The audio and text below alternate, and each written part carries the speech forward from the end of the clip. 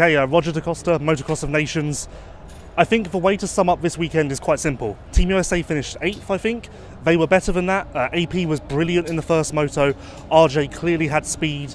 Christian showed that he could do what he needed to do. This wasn't a case of Team USA sucked. This was a case of shit happens in racing. Yeah, like you said, you know, after the second race, there was a possibility to finish third overall, and it was a big disappointment in the last race, the second race for AP. He had a little crash at the beginning, and I think he was hurting. He could not ride the way he was riding his first moto. In the first moto, he fought a long time with Kenny and did not finish that far back. So third would have been possible, but yeah, I don't have good excuses. Do you not agree though that the guys actually performed very well? Like, I honestly do not think that anyone can fault them, and I hope that when we go online, everyone is applauding them for coming and giving it their all, because they did do that. Yeah, but you know, the internet experts will have different opinions, and they usually are very critical, but that's okay. You know, we know the facts, and we came with 3 guys that wanted to come and wanted to do their best, and I came because I feel that at Motocross of Nations without the US team is not a really full Motocross of Nations, and this event has always been important to me.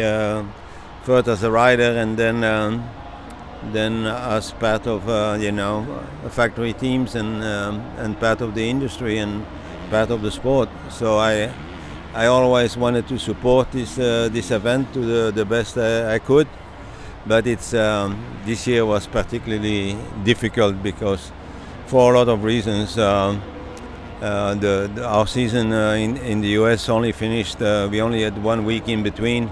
That we did not race, and we also had several riders changing teams. We had other riders that were injured, and then in some cases the rider wanted to go home, but the team could not support them for whatever reason, and in other cases it was the team wanted to go, but the rider did not really want to go, and several riders changing brands also did complicate things, and we already are working on testing for Supercross, which is another issue that we have in America, you know. I know in the past you've said that this event costs Team USA a lot of money, and I'm sure that it costs you as Austria a lot of money this time around. Is that getting better? I feel like you've got less entourage here. The work that Paul and Christina are doing definitely helps last year at Redbud. So is the cost and the hardship of coming here getting better, or is it just getting worse? It was better starting last year. Paul raised some money through golf tournaments and things like that, and so he's trying hard. But then this year he could not. He was not very effective because they could. You know, the teams that we had picked initially would not come, and it's hard to sell something without being able to say what you're selling, you know. And but I am really thankful that our group and our owner, Mr. Pierre, is supporting our sport to the extent he does, and that they told me, if you cannot get the riders you want, and if you have issues with support, you know, you can make a team between our group, and they let us do that, and we did not skimp on expenses about shipping the best equipment possible. You know, I think we were not short on anything.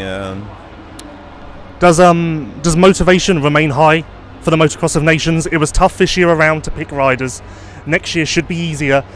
Chase will be in the middle of a multi-year deal. Cooper will, maybe Eli will still be racing. So there should be a lot more options for you. Motivation is still high, right? We're not going to have a Motocross of Nations without Team USA for a very long time, and hopefully never. Yeah, I hope you're right.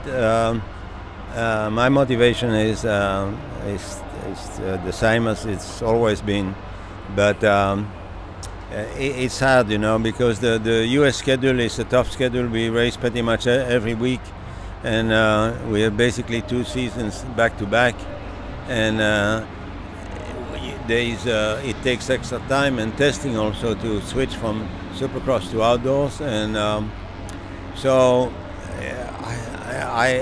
I'm not sure. I hope other people are feeling as much want to support the Motocross of Nations as much as I do, but it's not getting any easier.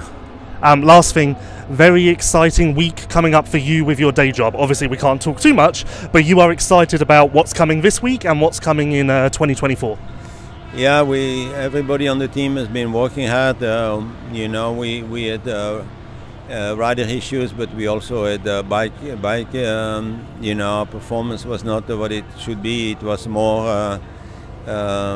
We did not make the best choices with settings and all that. It took us quite some time to find the settings what we needed, though what were the best for the bike.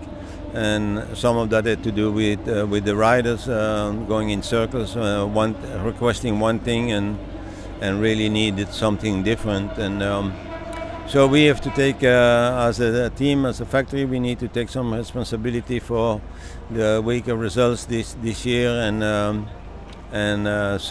the riders should take some as well, some blame.